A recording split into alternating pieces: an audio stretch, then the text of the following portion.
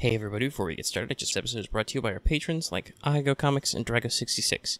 If you like what we do and want to see us do more, consider supporting us on Patreon. You can access episodes early and lots of other goodies, and it would really help us out. Thanks for your support, everyone.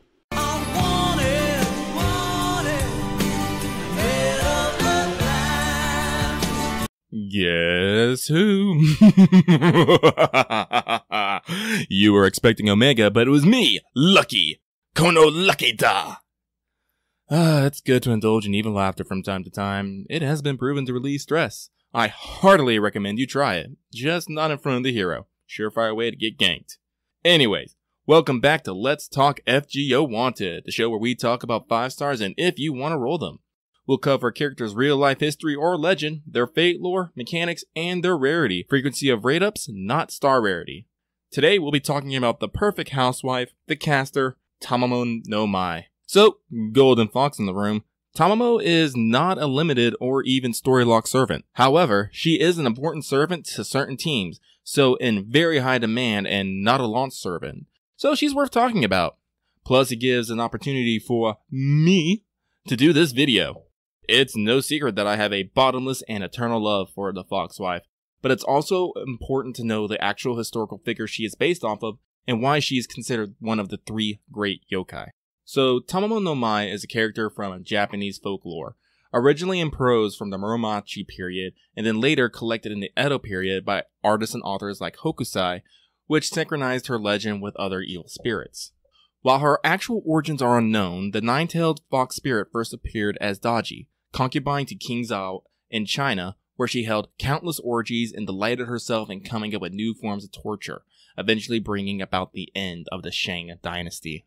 She then became Lady Kaio in India, concubine of King Kaushapada, known as Honzoku in Japan, where she enchanted him and he committed several atrocious acts such as killing priests or eating children, which eventually led him to behead 1,000 men. Eventually, Honzoku turned to Buddhism, and Lady Kaio fled to China as Baosi, concubine of King Yo.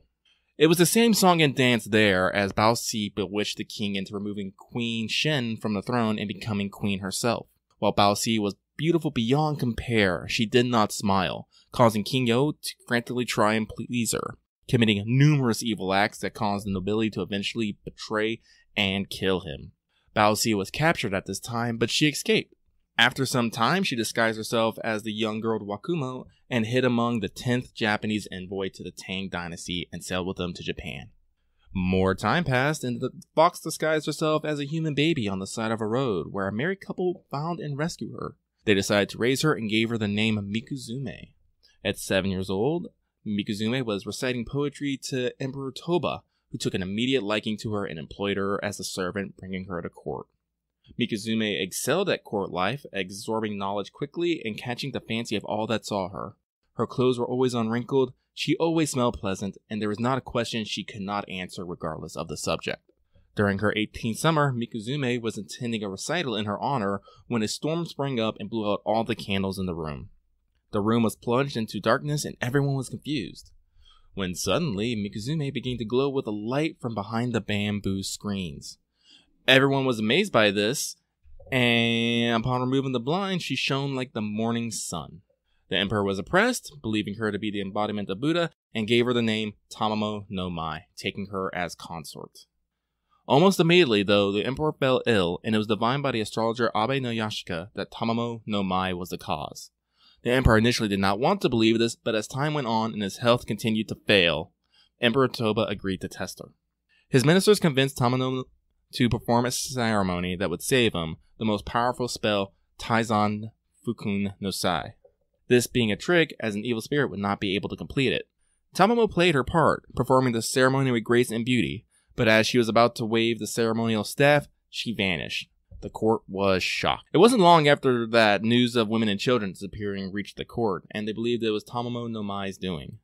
The emperor decided that Tamamo must be destroyed and sent 80,000 men after her, led by Mirai no Suke and Kazusa no Suke.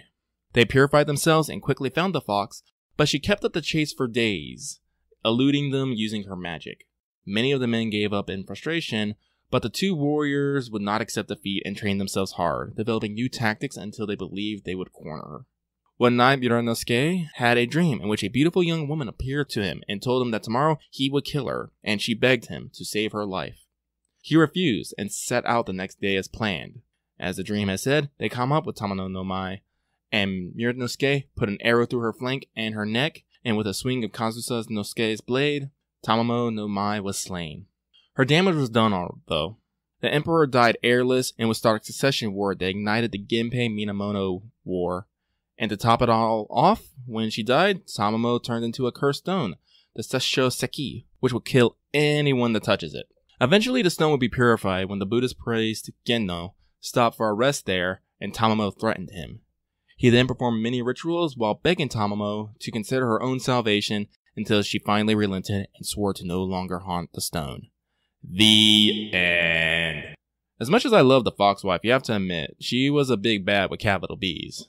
This is not the version I adore, though. Tamamo's story in Fate is much the same, but her origin is now said to be a Bunrei, avatar, of the sun goddess Amaterasu, who became curious about the nature of humans, so she reincarnated herself. Her true animal form is actually a jackal. She was not the direct cause of Emperor Toba's illness, but the actual nature of his sickness, her motivations, and the flight of the capital are unclear. It was just one day she woke up with fox ears and concealed them for a month before she was discovered. Fate specifies Abe-no-Seme as the one who revealed her as a fox, although historically the timelines do not match. This may be because Abe-no-Seme was the one to divine the location of Shuten Doji, another of the 3 great yokai.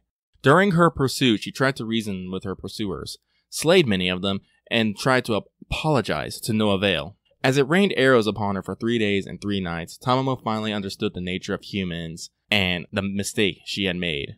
She died there, hunted and killed as an enemy of the humans she was so curious about. I'm gonna need a moment. Right. So, Tamamo is a major character in other Fate works. A playable route in the Fate Extra series, including the sequels CCC and Extella. Her route in CCC causes her to regrow all 9 of her tails and split them off into further aspects, forming the total Tamamo 9, of which Tamamo Cat is one. She also appears in FGO in the London chapter of the story and during several other events, often bringing a bit of levity to the situation with their antics.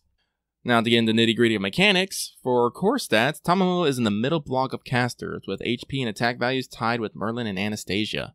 And like most casters, she has a quick arts buster tech. Her star gen and weight are average for a caster. Her NP gain seems low, but she has 3 arts cards with 5 hits each. So NP gain, yes! Her Noble Phantasm is the centerpiece of her kit though. It heals the team a decent amount, especially post-interlude, and gives the team a solid NP charge with Overcharge, enabling her to NP stand. But the cherry on top is that it also reduces the whole team's skill cooldowns by 1, which is an amazing and rare ability. Tamamo's skills then solidify her as part of the Art Stall archetype. She has the powerful ability to reduce the enemy's charge with Curse EX, and with an emergency morph, get that defense up for a maximum of 60% on 1 turn. Her final skill, Fox Wedding, is a cornerstore of art supports with targetable 50% arts up for 3 turns, and post-interlude comes bundled with a powerful heal. All 3 of these are on a 5-turn cooldown at level 10.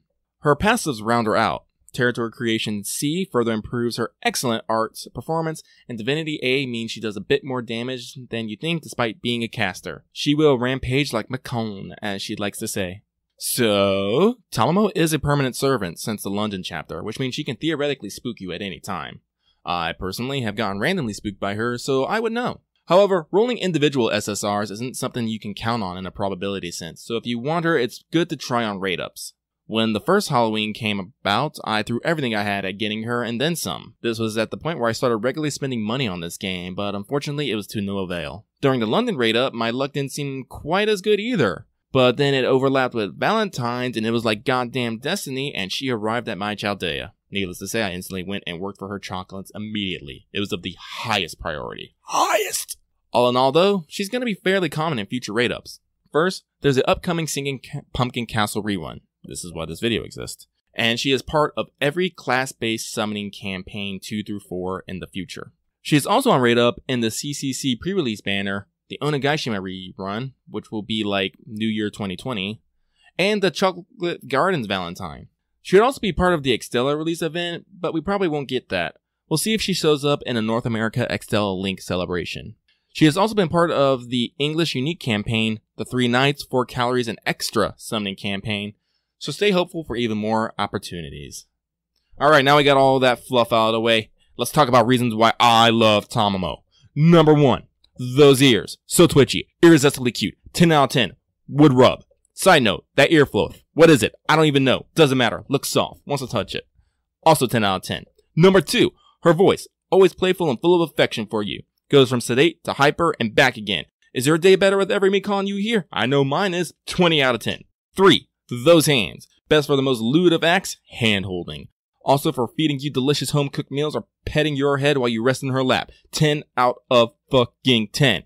4, that tail. So fluffy, it's otherworldly. Do I want to fluff it? Hell yeah, I want to fluff it. It's a fucking nominee for best pillow in Chaldea. It has my vote. I feel my stress already melting away just thinking about stroking that soft, silky fur. 100 out of 10. No, 1,000 out of 10. Best fluff, best tail, best pillow. Whoo, holy shit, I'm going to spend some time with my Foxwife. Doing this has kept me away from her for far too long, so we are going to wrap this up. In our usual outro, if you like this video, please give it a like. We really like those. If you have anything to say, anything at all, please leave it below in the comments section. If you are new here and haven't already subscribed, please hit that subscribe button. And whether you're new or old, please make sure that bell is turned on for notifications so you can keep up to date with all our content.